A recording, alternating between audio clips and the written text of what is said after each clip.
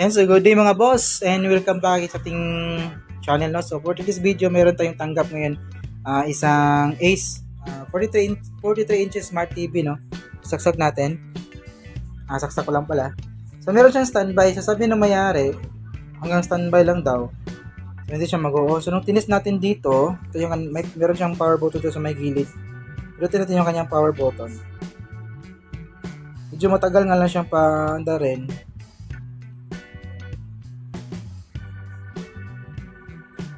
Kasi kadalasan kasi kapag mga ganito, remote yung ginagamit kaya problema yung kanyang power button, no. Kanina, mandar, yun, no, wala na siya. Test natin, nagbibiling lang yung kanyang standby red lights.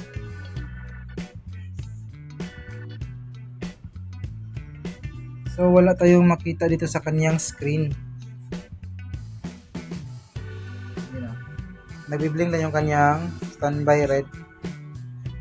So kanina nung pagdating nito, tinest natin, bumukas siya. Kaso nga lang, labas yung kanyang Ace na logo tapos yung Wisdom Share na Smart. Then patayo no, lumabas na siya. Medyo matagal nga lang, ayan oh. Nag-Ace na siya. Tapos lalabas yung kanyang yun, Ace lang oh. On and off yung kanyang logo. So kanina napalabas pa natin yung kanyang Wisdom Share eh. So ngayon hanggang Ace na lang siya.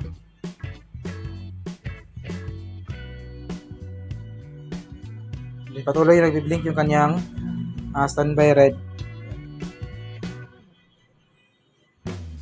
So Ace. Hindi siya mag-continue, no? So buksan natin para malaman natin yung kanyang problema, no? Kung ano yung kanyang problema. So ito mga boss, binuksan na natin yung unit tapos bali troubleshoot na rin natin siya. So inakala ko na yung problema is yung kanyang mga filter capacitor na, pero lahat ng filter capacitor dito, sinek natin yan gamit ng ESR tester. Normal lahat, okay yung kanyang reading. So akala ko rin na yung processor MCU yung problema natin.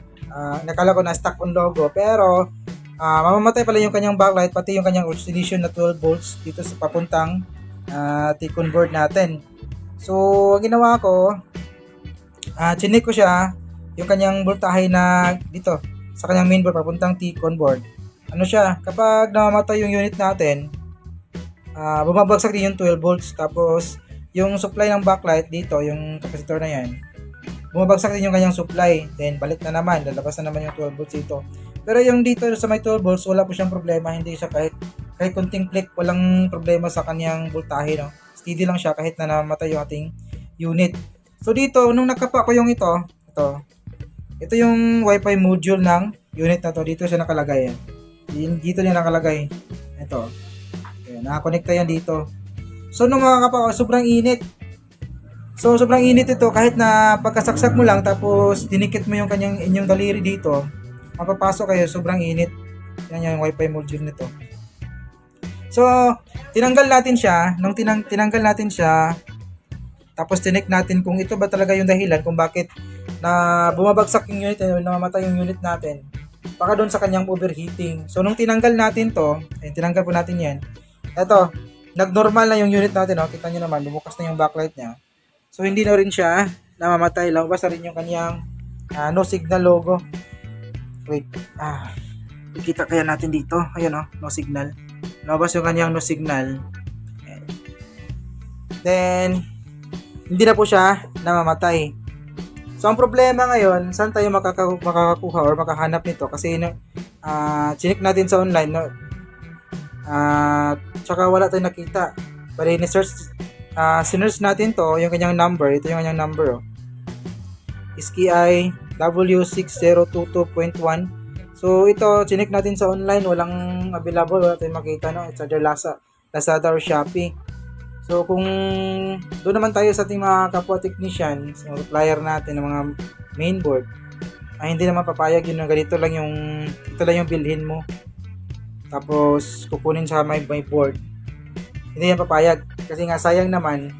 Maging useless kasi yung board kung tinanggalan mo ng Wi-Fi module, lalong-lalo na kapag ginagamit ng may-ari doon sa ginamitan ng Wi-Fi sa may-ari, no? So maging useless na, sayang. So ang bibilhin talaga dito para maging normal ulit yung unit natin is buong board kasama na itong module na ito. So, kausapin natin yung may-ari kung okay lang ba siya na i-explain natin sa kanya. Okay lang ba siya? Baka hindi lang wifi yung gamit niya dito eh. Antenna, pwede normal. Okay, yung antenna, walang problema dun sa antenna kung yun yung gamit niya.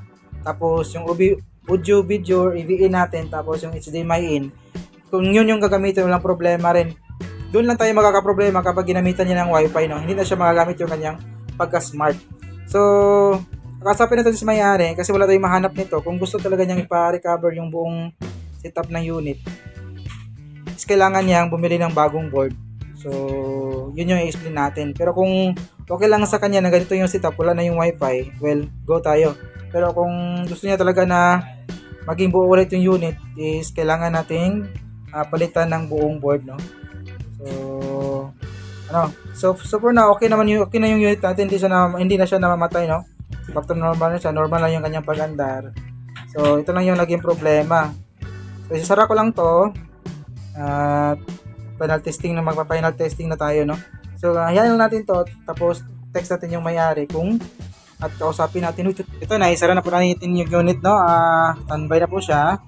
So, pinutin natin yung kanyang power button. Yan, no? Automatic na siya. Labas yung kanyang logo ng Ace. So, kanina, Ace, tapos patay, then Ace, then patay. So, yun, labas ng kanyang wisdom share. Pero ang problema na lang nito is wala na siyang wifi na hindi siya pwede makonect sa wifi. So, makikita natin is HDMI 2 naman yung kanyang input. So, siguro is HDMI gamit ng may-ari, no? So, parang tayo dito. Lusot tayo dito, no? Kasi yung nakita nyo na kanina, HDMI yung kanyang input. So, posible HDMI yung gamit ng nung may-ari nito at hindi wifi. So, pero i-explain natin sa kanya kapag dumating na yung napunta na dito. Bali, explain natin sa kanya anong nangyari, no? Dahil sa kanyang module, yun yung problema. Sa kanyang wifi module. So, dito lang yung video natin, mga paps. And maraming salamat sa mga nanonood, no? Make it beautiful as always. So this is your service Ryan Cosette. See you in our next video. Bye-bye.